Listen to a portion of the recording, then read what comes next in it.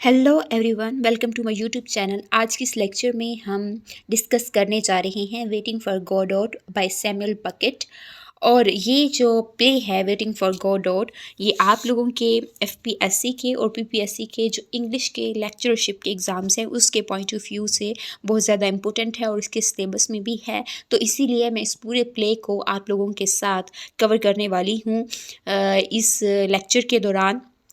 तो सबसे पहले हम डिस्कस करेंगे waiting for Godot as an absurd play.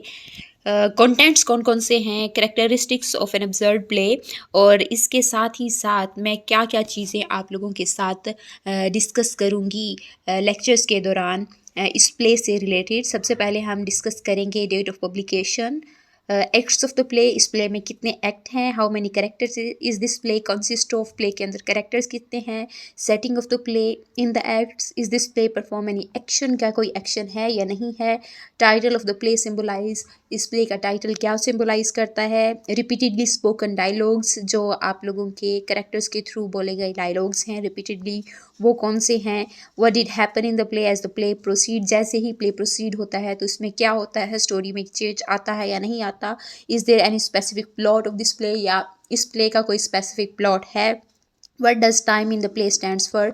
ये सारे क्वेश्चंस जो हैं हम लेक्चर वाइज कवर करने वाले हैं इस प्ले के। तो इसके अलावा treatment of the time in this play, there is some distinction between momentary and the eternal, common subject for absurd plays writers का कॉमन सब्जेक्ट क्या होता है, life itself is purposeless, how is this a good theme of the play, theme of triviality and boredom of human life, theme of prevalence of suffering, theme of ignorance, theme of economic and intellectual exploitation, theme of meaninglessness of space and time and identity, the theme of waiting। ये सारी चीज़ें जो हैं हम lecture wise discuss करेंगे। तो सबसे पहले चलिए हम डिस्कस करते हैं waiting for Godot as an absurd play, characteristics of an absurd play. पहले तो हम डिस्कस करेंगे कि एब्सर्ड प्ले की करेक्टरिस्टिक्स क्या होती हैं, और उसके साथ ही साथ हम waiting for Godot as an absurd play कैसे है और कौन कौन सी करेक्टरिस्टिक्स जो हैं वो वेटिंग फॉर गॉडॉट एब्सर्ड प्ले की आप इस प्ले के अंदर जो है वो शो करता है। तो चलिए हम स्टार्ट करते हैं। The absurdist believes that there is no purpose at all in life whatsoever. Absurdist इस बात पे बिलीव करते हैं कि लाइफ में जो कुछ भी हो जाए इस लाइफ का कोई पर्पस नहीं है, मीनिंगलेस है, पर्पसलेस है। We do is of no significance rather whether we do something or do not do anything। वो कहते हैं कि हम कोई भी चीज़ जो है वो सिग्निफिकेंट नहीं करते, कोई भी चीज़ हमारे लिए इम्पोर्टेंस नहीं रखती, whether we do something or not। अगर हम कुछ करें या ना करें हमें मर ही तो जाना है, तो फिर हम क्यों कुछ ऐसा करते हैं।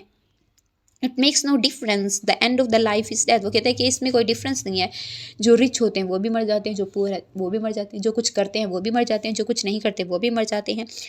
वो कहते हैं कि एंड ऑफ लाइफ जो है वो डेथ है, whether one is rich or poor, great or mean, everyone has to die. हर किसी को एक ना एक दिन मर जाना है। तो इसका मतलब ये कि वो एब्सर्डिस्ट हैं, वो लाइफ की एग्जिस्टेंस ऑफ लाइफ पर बिलीव नहीं करते।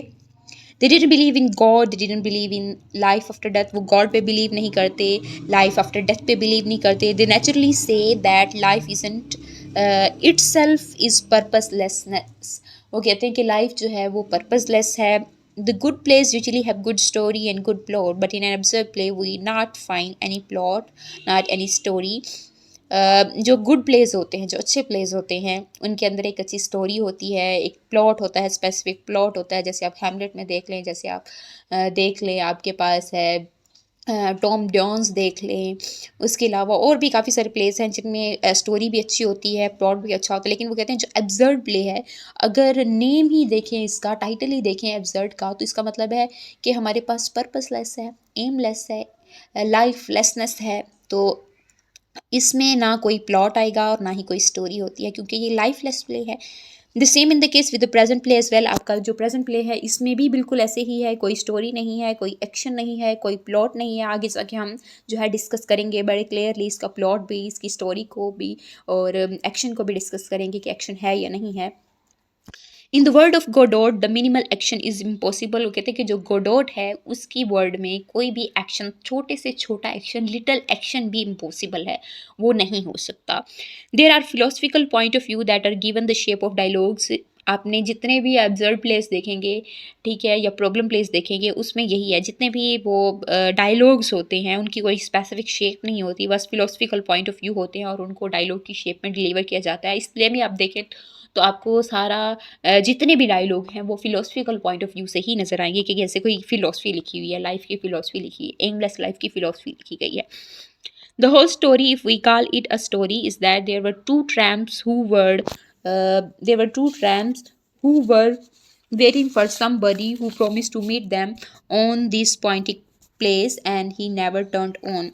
आप देखिए तो इसके अंदर जो है दो ऐसे शख्स हैं जो कि एमलेसली मूव कर रही हैं and they are waiting for somebody, किसी का इंतज़ार कर रही हैं। As the play suggest that waiting for Godot, मतलब वो गॉडॉट का वेट कर रहे हैं। और इस प्ले में आप गॉडॉट देखिए तो गॉडॉट कोई करेक्टर नहीं है, ये एक इमेजिनरी पर्सन है जो यहाँ पर जितने भी इस प्ले के अंदर करेक्टर्स हैं, या स्पेसिफिकली दो करेक्टर्स जो कि व्लादिमीर रेस्ट्रागोन का कैरेक्टर है, इन्होंने इमेजिन किए हुए हैं। इमेजिनरी पर्सन है गॉडॉट और उसका वो इंतज़ार कर रहे हैं। Who promise to meet them on this pointed place, और वो कहते हैं कि उसने हमसे प्रॉमिस किया कि वो इस पॉइंटेड प्लेस पर हमसे मिलेगा। ही नेवर टर्न, और वो कभी नहीं आता।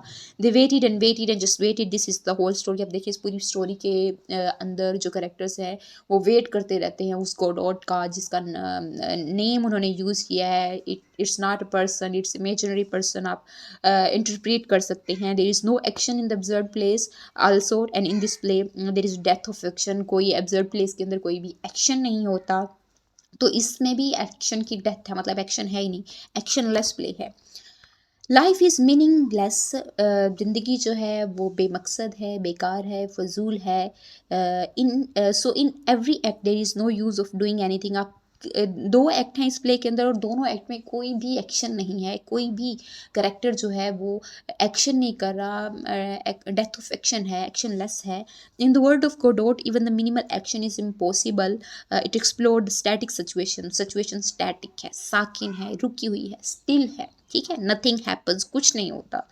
नोबडी कम्स, नोबडी गोज, कोई नहीं आ रहा, कोई जा भी नहीं रहा।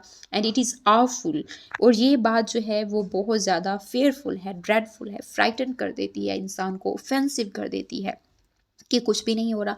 And in life after death that is why life was meaningless for them, इसीलिए उन लाइफ उनके लिए जो है वो मीनिंगलेस है, स्टैटिक है।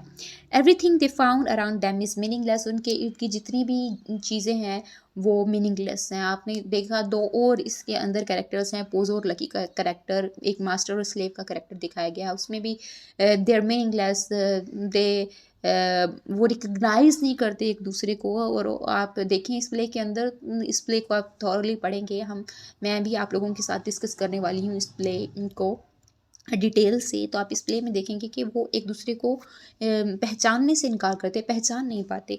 Waiting for Godot has several moments of anguish, इसमें देखें तो काफ़ी सारे मोमेंट्स हैं एक्सट्रीम मेंटल डिस्ट्रेस के। एंग्विश का मतलब है कि आप बहुत ज़्यादा सफरिंग में होते हैं, सफरिंग, ग्रेट पेन, डिस्पेयर है, डिजेक्शन है, डिसअपॉइंटमेंट है, डिप्रेशन है, मायूसी बहुत ज़्यादा है, और इसके साथ ही साथ हेल्पलेसनेस है, होपलेसनेस है। हेल्पलेस हैं आप, बेबस हैं, आपको कोई हेल्प नहीं कर रहा। On the very first page, we learn that being beaten up by an unknown person is a daily occurrence for Estragon के लिए एक रूटीन बन चुकी है कि डेली कोई ना कोई उसे पीटता है, कोई ना कोई उसे डांटता है, उसे मारता है, वो उसके लिए एक रूटीन है। इसका मतलब ये है कि यहाँ पर मूवमेंट्स हैं डिसअपेयर के, होपलेसनेस के, वो जो है रेजिस्ट नहीं करता, एक्शन के अगेंस्ट कोई रिएक्शन नहीं देता, एक्शनलेस है।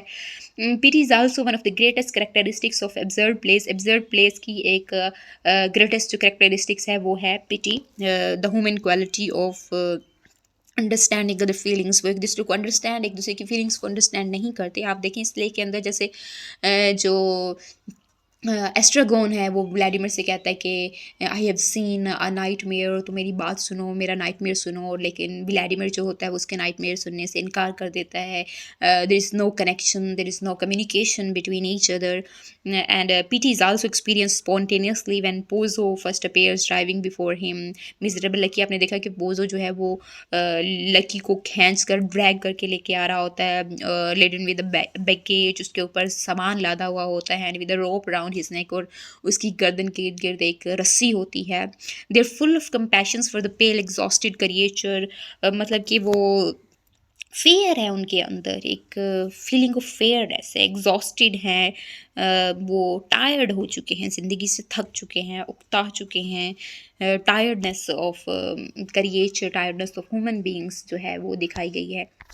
उसके साथ ही साथ time stand still absurd place में जो टाइम होता है वो चेंज नहीं होता, स्टिल होता है। क्योंकि ऐसे होता है ना, जब हम डिस्ट्रेस में होते हैं, हम पेन में होते हैं, हम अनहेल्दी होते हैं, no one here is to that person we communicate, हम किसी से कम्युनिकेट कर सके, किसी से बात कर सके, हम अलोन होते हैं, अलूफनेस में होते हैं। तो उस वक्त जब हम पेन में होते हैं ना, तो अब क्योंकि पेन से रिलीफ नहीं मिल रहा होता, तो हम ऐसे समझते हैं कि जैसे वक्त जो है वो रुक गया है, वक्त की रफ्तार कम हो चुकी है, जैसे कुछ हो ही नहीं रहा, ऐसे जैसे तकलीफ़ कम ही नहीं हो रही, ख़त्म ही नहीं हो रही, ख़त्म होने का नाम नहीं ले रही। तो इस प्ले में बिल्कुल ऐसे ही है कि जो वो उनका इंतज़ार जो है, जब हम किसी का इंतज़ार कर रहे होते हैं तो इंतज़ार लंबा हो जाता है, तवील इंतज़ार हो जाता है, और वक्त ऐसे लगता है जैसे ख़त्म ही नहीं हो रहा, ख़त्म होने का नाम ही नहीं ले रहा। The two tramps in this story are in a mental state in which nothing happens and time stands still. अब दोनों ट्रैम्प्स इस प्ले के अंदर देखें जो कि एक एमलेस लाइफ और एक एमलेस फेयर के अंदर हैं। वो एक ऐसी मेंटल स्टेज में है कि उनके लिए टाइम जो है वो रुक चुका है, स्टॉप कर चुका है। They are unable to distinguish time, time को डिस्टिंग्विश करने में, उसको रिकग्नाइज करने में वो कामयाब नहीं हो पा रहे। They didn't recognise Lucky and Pozzo whom they had met before, although वो लकी और पोजो को पहले मिल चुके होते हैं, लेकिन वो उनको रिकग्नाइज नहीं कर पाते, ऐसे लगता है जैसे टाइम स्टिल हो चुका है उनके लिए। And their main purpose is to pass time, just killing of time is the main purpose of them. Absurd place में होता है कि people believe that they are in this world just to kill time, as they all know that we will die one day, death तो आ जानी है, we just have to kill time, eh, we don't have to do anything, हमें कोई काम करने की ज़रूरत नहीं, as well as possible until night comes and they can go। एक दिन गुजरता है, रात आती है, फिर दिन गुजरता है, फिर रात आती है, और वो कंटिन्यूसली जो है कोई एक्शन नहीं दिखाते। Time is still for them, they are continuously waiting for someone, Godot, and they realize futility of their existence, उनकी existence की futility है, uselessness of their existence, और कोई एक ऐसा काम कर रहे हैं जिसका कोई प्रैक्टिकल रिजल्ट नहीं आएगा, ठीक है। That they are merely filling up the hours with pointless activities, कोई एक्टिविटी नहीं कर रहे। आपने देखा इस प्ले के अंदर कि जो एस्ट्रागॉन है, उसके पास उसके जो हैं वो बूट्स होते हैं, और व्लादिमीर के पास जो है वो एक कैप होती है, वो कैप को टेक ऑफ करता है, फिर पहनता है और फिर उतारता है, और इसी तरह आपने देखा जो व्लादिमीर है वो अपने बूट्स को उतारता है फिर पहनता है। तो वो यूज़लेस एक्टिविटीज़ कर रहे हैं, पॉइंटलेस एक्टिविटीज़ कर रहे हैं, just to fill up their time, just to kill up their time, and this fills them with anger and helplessness, और इस वजह से उनके दरमियान उनके अंदर गुस्सा पैदा हो जाता है, होपलेसनेस, हेल्पलेसनेस पैदा हो जाती है, जैसे वो कुछ कर नहीं पा रहे। क्योंकि जब हम पेन में होते हैं, जब हम दर्द में होते हैं, दुख में होते हैं, और जब वो पेन का रिलीफ हमें नहीं मिल पा रहा होता, जब हमें सुकून नहीं मिल पा रहा होता लाइफ के अंदर, हम तन्हा होते हैं, और हमें उसी तन्हाई में उस तकलीफ़ को, उस दर्द को अकेले ही बर्दाश्त करना पड़ता है। तो उस वक्त इंसान की ज़िंदगी के अंदर ये डिजेक्टेड मूड आ जाता है, जब वो डिसअपॉइंट हो जाता है, जब वो अपनी फीलिंग्स जो है एक दूसरे के साथ शेयर नहीं कर पाते, तो इस तरह की सिचुएशन में इंसान आ जाता है, तब वो हेल्पलेस हो जाता है, होपलेस हो जाता है। Waiting for Godot has some typical qualities of modern French drama. The brutality French drama of post-war could be seen in the present play as well. French drama post जो French dramas हैं वो बिल्कुल भी ऐसे ऐसे ही दिखाते हैं, brutality दिखाते हैं। सेकेंड वर्ल्ड वार में क्या हुआ कि लोग इसलिए भी लाइफ पर लोगों का बिलीफ ख़त्म हो गया, लोगों का ट्रस्ट ख़त्म हो गया लाइफ के ऊपर, फेथ लोगों का ख़त्म हो गया कि सेकेंड वर्ल्ड वार में देखें इतनी ज़्यादा डेवलपमेंट हो चुकी थी उस टाइम पीरियड पीरियड में इतनी ज़्यादा इंडस्ट्रियलाइजेशन थी, प्रोग्रेस बहुत ज़्यादा थी साइंस में, और उसके बाद भी सेकेंड वर्ल्ड वार में इतनी ज़्यादा डिस्ट्रक्शन होगी, डेटोरेशन हो गई ह्यूमन बींग्स की, ह्यूमन डेवलपमेंट की। तो लोगों ने इस बात पर बिलीव करना शुरू कर दिया उन दिनों में, क्योंकि उन्होंने अपने लव वंस, अपने क्लोज वंस को जो है वो खोया था, तो बिलीव करना शुरू कर दिया कि हमें मर ही जाना है, तो फिर हमें ज़िंदा रहने का क्या फ़ायदा। इतनी डेवलपमेंट के बावजूद इंसान मर जाता है, तो फिर उसका ज़िंदा रहने का कोई मकसद नहीं बनता। The cause of Second World War would be there. People who had seen two world wars and deaths was hovering all around them, perhaps to be bound to be pessimist. तो ये उनको बाउंड ही कर देता है कि वो pessimist ना उम्मीद बन जाएं, एक्शन लेस बन जाएं, ठीक है, एक्टिविटी लेस बन जाएं, प्रैक्टिकल ना करें, क्योंकि उनको पता है कि रिज़ल्ट जो है वो डेथ होगा। That's all for today. जो रिमेनिंग हमारे पास है कैरेक्टरिस्टिक्स ऑफ अब्सर्ड प्ले और बाकी जितने भी क्वेश्चंस मैंने शुरू में जो आप लोगों के साथ डिस्कस किए थे, तो वो हम लेक्चर वाइज डिस्कस करते रहेंगे। आप लोग मेरे साथ ही रहिएगा। अगर आपको कोई क्वेश्चन है तो आप कमेंट बॉक्स में बता सकते हैं। Thanks for watching.